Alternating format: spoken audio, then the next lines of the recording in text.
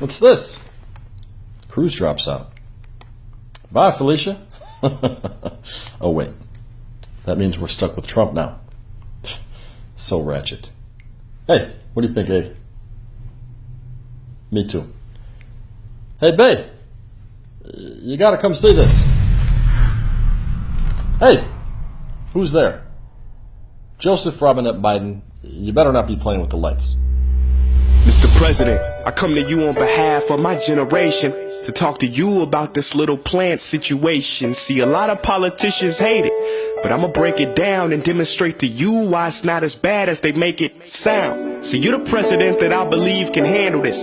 Heck, your campaign slogan was, yes, we cannabis.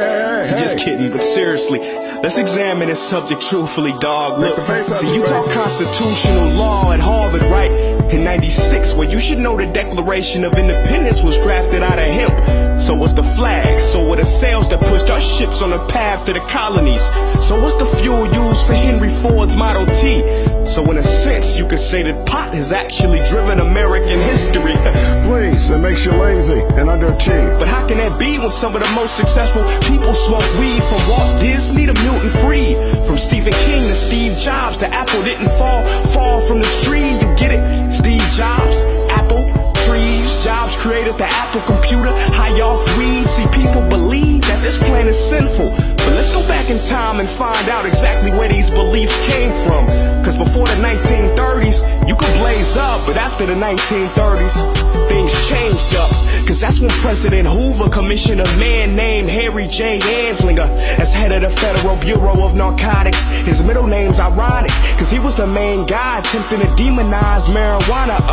I mean cannabis sativa. See, the name marijuana he created as propaganda for the people to make it sound more dirty and a little more evil. He figured if he could scare the public enough, they would want it illegal. He teamed up with newspapers who had their own motivations. Like what? Google Decorticator. The newspapers printed fake stories about how every puff destroys your brain, making you crazy, insane, prone to murder and rape. They use race and then said again that we makes white women want to get pregnant by Negroes and immigrant Mexicans.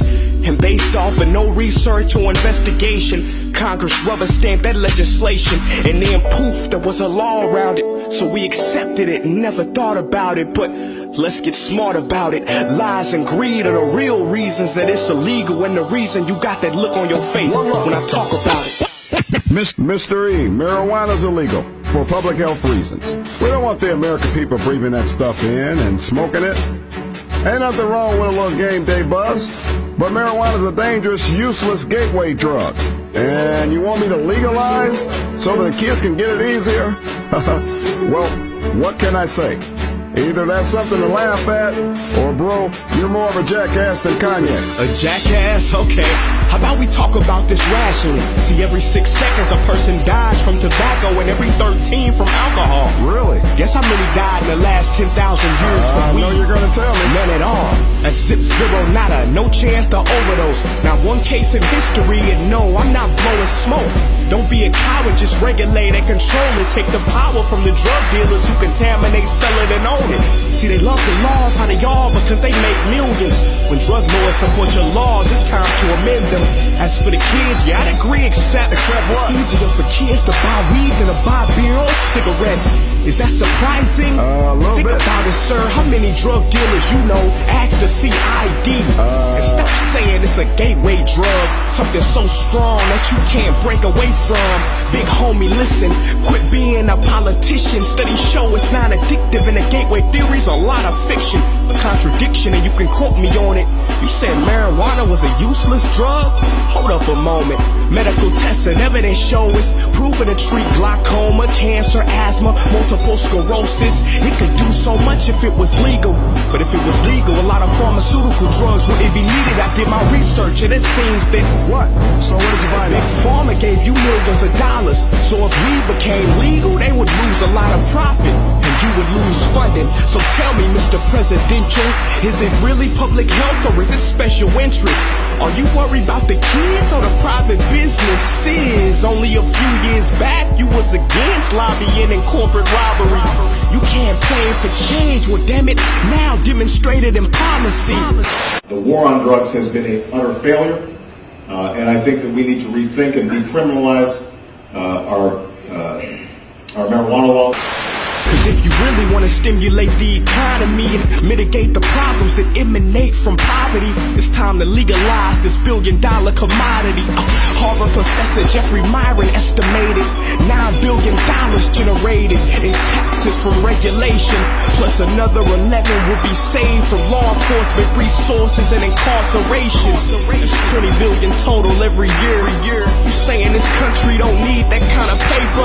Put it towards environment, invest in education, infrastructure in conjunction with job creation, or maybe a combination. Just stop laughing at the situation and give it serious consideration.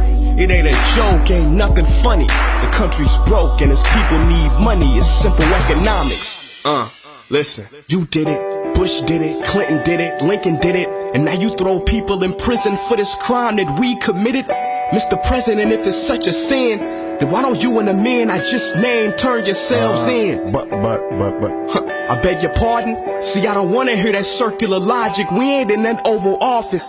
Let's be honest, if you got caught with marijuana the day you smoked, there wouldn't even be an Obama. No Barack at that prestigious college or Harvard getting his speeches polished with honors. Cause today, you can't get a student loan if caught with one weed cigarette. But you can have a rape conviction on your record and still get a check from the government.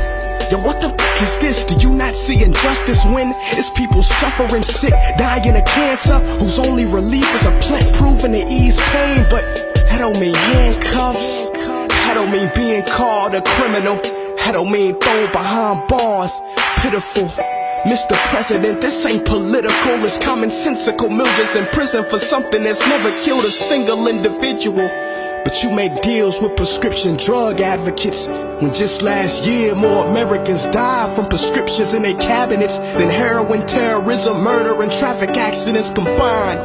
Mr. President, open your eyes and see the blood on the wall. These companies wouldn't care if the country was coming apart. They sharks, they only care about how much it'll cost. Ain't been a disease cured in 60 years.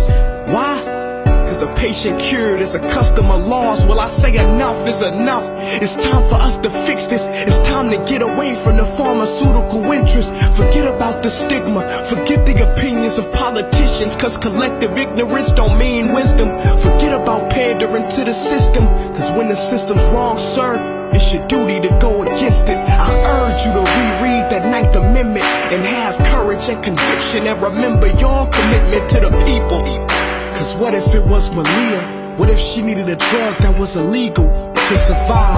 Will things change? Will they be a little different? Will policy remain? Put yourself in that position. And nah, I'm not wishing that on you, just illustrating the consequences of this little plant situation. Cause a lot of politicians hate it, but I just broke it down. It's up to you to step up, sir. The time is now. I say the time is now. I hope you step up, sir. The time is now. There's still time.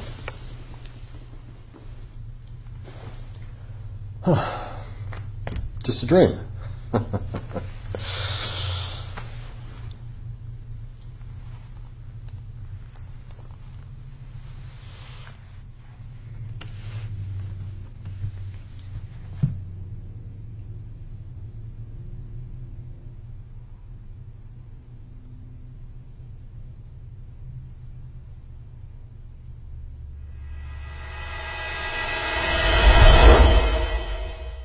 So believe it or not, before I wrote that song, I was anti-marijuana. I'm still not a big smoker, nor would I ever advocate people to smoke. But after I did the honest research, it became clear that our marijuana laws were created on the basis of racism and corporate greed. And these laws are more dangerous than marijuana itself. I wrote this song 4 years ago, and in the last 4 years, a lot of things have changed. But marijuana still remains a Schedule I drug, which means it is in the same classification as heroin and labeled as having no medical benefit. See, this message is not for Obama, it's for the people. Because only the people, when educated, can truly make change. So please share this video and help spread awareness.